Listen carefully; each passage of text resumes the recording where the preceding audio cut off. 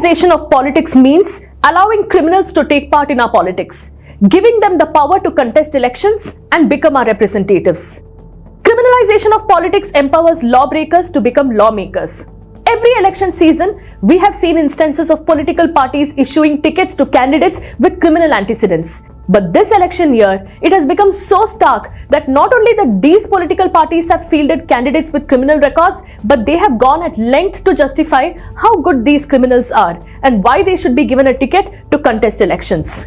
The Election Commission of India had recently asked all political parties to display the list of candidates with criminal antecedents in the homepage of their websites.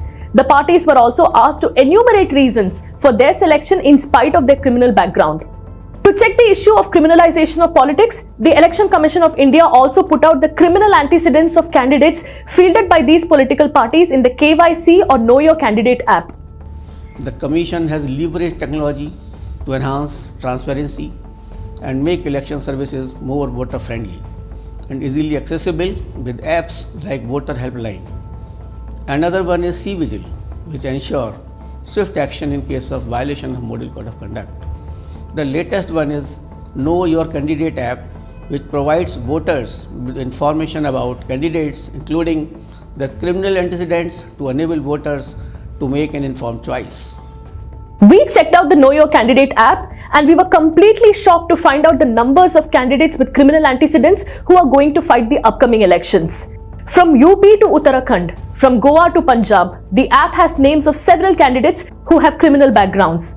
Take a look at this. This is Samajwadi Party candidate from Uttar Pradesh, Ataur Rahman, with criminal antecedents. This is a Congress candidate from Katra in Uttar Pradesh, Munna Singh, with criminal antecedents. In some places in UP, almost all candidates fielded from a particular constituency are people with criminal records. For instance, let's take one constituency in UP, Saharanpur. Take a look at this. This is Aam Aadmi Party's candidate from Saharanpur in Uttar Pradesh, Yogesh Dahiya, with criminal records. This is the BJP candidate in Saharanpur, Jagpal Singh, again with criminal antecedents. This is UP BSP candidate from Saharanpur, Ajab Singh, again with criminal records. In Saharanpur, it almost seems like there is a race between candidates with criminal antecedents to win the elections. So who should people in Saharanpur vote for? Maybe the voters should employ the logic of voting for a lesser evil or demand these political parties to field candidates who have clean backgrounds. Let's take a look at Goa now. This is the BJP candidate from Kwepam in Goa, Chandrakant Raghu Kavlekar. Again, he has criminal antecedents. This is Uttarakhand Congress candidate with criminal records, Vijaypal Singh Sajwan. This is Uttarakhand BJP candidate Suresh Rathore with criminal records. Let's move to Punjab. This is Darshan Singh Shivalik, Punjab SAD candidate with criminal records. I'm reading out only few names out of paucity of time. You can now for yourself download the Know Your Candidate app and check out the profiles of all these and many more candidates with notorious backgrounds. So all the 5 states that are going for polls this election season are fielding many candidates with criminal backgrounds. Whatever the reasons or justifications may be, the question is, couldn't these political parties find candidates with clean backgrounds?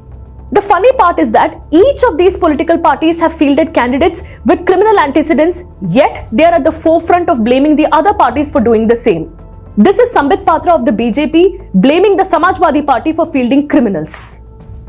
मैं गाड़ी में आया तो वाहन चालक भाई ने मुझे बताया कि भैया यहां पर तो उम्मीदवारों की लिस्ट घोषित ना हो रही, अखिलेश भाई तो घोषित ही नहीं कर रहे। मैंने कहा क्यों? बोला सब गुंडे बदमाश है, तभी ना घोषित। सब गुंडे बदमाश नाहिद हसन जैसे लोगों को अखिलेश जी ने टिकट दिया हुआ है, तभी उम्मीदवारों की सूची घोषित नहीं होती। आज जिन्ना पाकिस्तान की बात करने वाले अखिलेश जी, मैं इतना कहना चाहता हूं कि अखिलेश जी शुक्र मनाइए कि याकूब मेमन को फांसी हो गई है, वरना मैं बिल्कुल सीना ठोक के कह सकता हूं कि अखिलेश जी का बस चलता तो याकूब मेमन को भी नाहिद हसन के साथ चुनावी मैदान पे उतार। शुक्र है कसाब को फांसी हो चुका है, वरना जिन्ना को तो उतारे ही थे। शारीरिक रूप से कसाब को भी स्टार प्रचारक के रूप में उत्तर प्रदेश में उतारने से झिझकते नहीं अखिलेश का। This was the BJP displaying the holier than thou attitude. They choose to forget that they too have left no stone unturned in fielding candidates with criminal past. BJP leader Ashwini Kumar Upadhyay also filed a writ petition recently before the Supreme Court seeking a direction to the Election Commission of India to deregister political parties that do not disclose details pertaining to criminal cases of election candidates along with the reason for their selection. BJP in its petition spoke about the decision of the Samajwadi Party to field alleged gangster Nahid Hassan from Uttar Pradesh's Kairana Assembly seat. So BJP has been blaming Samajwadi Party even when they themselves have fielded candidates with criminal past. This is UP Chief Minister Yogi Adityanath blaming the Samajwadi Party.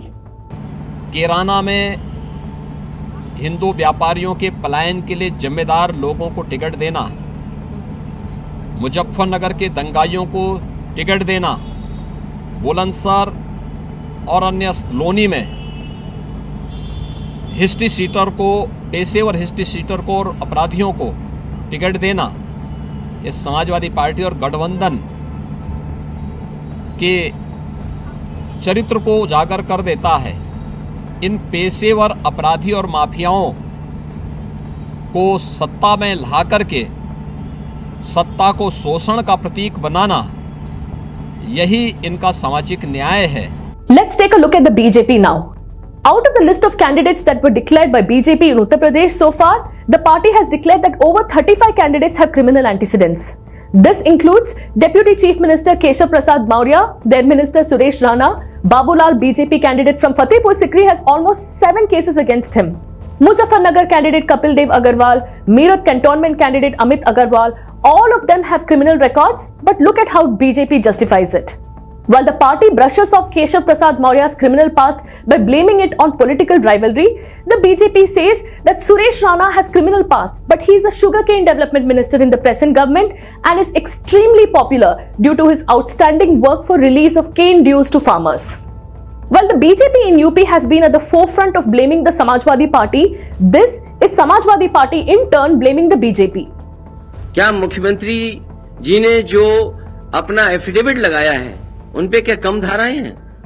जो deputy CM है उन पे कम धाराएं हैं? जो अभी जानकारी मिली है, सबसे ज्यादा आपराधिक मामलों में कोई विधायक अगर विधानसभा में पहुंचे तो भारतीय जनता पार्टी ने पहुंचाए हैं। This is another leader of the Samajwadi Party, Abdul Hafiz Gandhi, blaming the BJP for giving tickets to criminals. Keshav Prasad Maurya ji, अभी भी इन पर केसेस हैं। हाई कोर्ट ने कहा है कि इन पर जो है वो मकान और जमीन कब्जाने के केसेस हैं, लेकिन अपने आप को ईमानदार केशव प्रसाद मौर्य जी बन रहे हैं। इसके बाद संगीत सोम, इसके बाद सुरेश राणा जो इनके मंत्री हैं, 6 मंत्री, दागी मंत्री को अभी भी भारतीय जनता पार्टी ने टिकट दिया है। और मैं आपको बता दूं कि एक बहुत लंबी चौड़ी लिस्ट है। जब आप डिस्कशन समाजवादी पार्टी की लिस्ट पर कर रहे हैं तो मैं समझता हूं कि बीजेपी की लिस्ट पर भी ये डिस्कशन होना चाहिए कि कितने दागी प्रत्याशियों को दिए। So this Samajwadi Party leader is basically saying that when you are discussing the SP criminal list, you must also discuss the BJP's criminal list. What we want to know from these political party leaders is that why are they in a race to find out who is fielding more candidates with criminal antecedents? Let's take a look at the Samajwadi Party's list and their justifications now. These are the names of the candidates with criminal records the SP has declared on their website for the upcoming elections.